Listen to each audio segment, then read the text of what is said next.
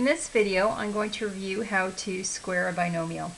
So in this particular question, a common mistake would be for students to say that the answer to this is 4x squared plus 25, thinking that to square a binomial you just square each term. That's not actually how we do this question. When we square a binomial, or the squaring the binomial means to multiply the binomial by itself. So we would multiply 2x plus 5 times 2x plus 5.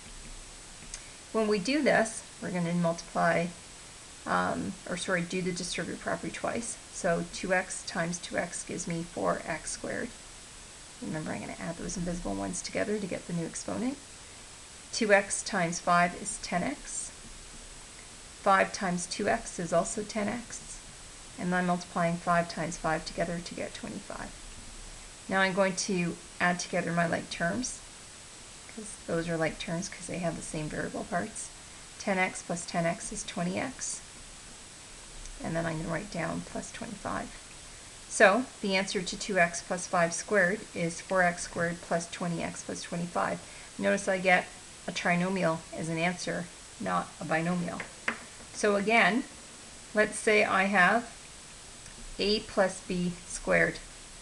Okay, the answer is not a squared plus b squared. That's the common mistake. So to get the right answer, I want to multiply a plus b together. Multiply a plus b by itself and do the distributive property twice. So I have a squared plus ab plus another ab. I multiply those two b's together, I have b squared. When I add like terms, I have a squared plus 2ab plus b squared. Similarly, if we had a minus b squared, if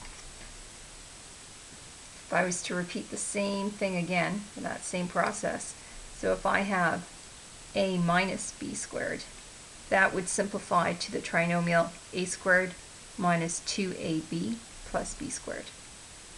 This concept is going to be important when we work through this unit and end up having to complete the square later on. Now I'm going to do one more example with you where we have a few more steps to do. So let's say I have a number, like the number 6, in front of my binomial that I'm squaring. So in front of 2a minus, let's make this a b squared this time, and that's all squared.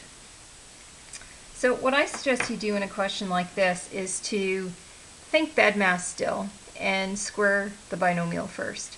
So I'm going to rewrite the 6, and then I'm going to write out the 2a minus b squared times the 2a minus b squared. Let's finish squaring that binomial. I'm going to rewrite the 6, doing the distributive property twice. Now the important thing to do here is we want to put our answer in a big bracket. If we don't do this, we're going to get the wrong answer. So 2a times 2a is 4a squared. 2a times the negative b squared is negative 2ab squared. And just multiply that together. Now I'm going to multiply the b squared times the negative b squared times 2a to get another negative 2ab squared. And negative b squared times negative b squared gives me a positive b to the 4th. I'm going to simplify by adding like terms. So negative 2ab squared minus 2ab squared. I'm now at negative 4ab squared plus b to the 4th.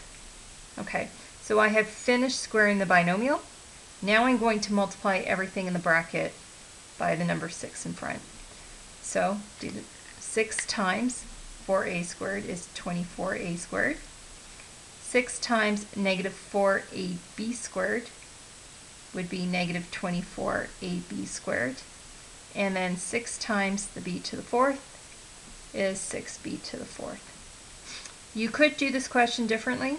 You could multiply the 6 times the 2a minus b squared in this step, But then you'd have to put that answer in brackets, and then you would do the distributive property twice. You'd end up with two binomials that you're multiplying together. I find students who use this method will make fewer mistakes.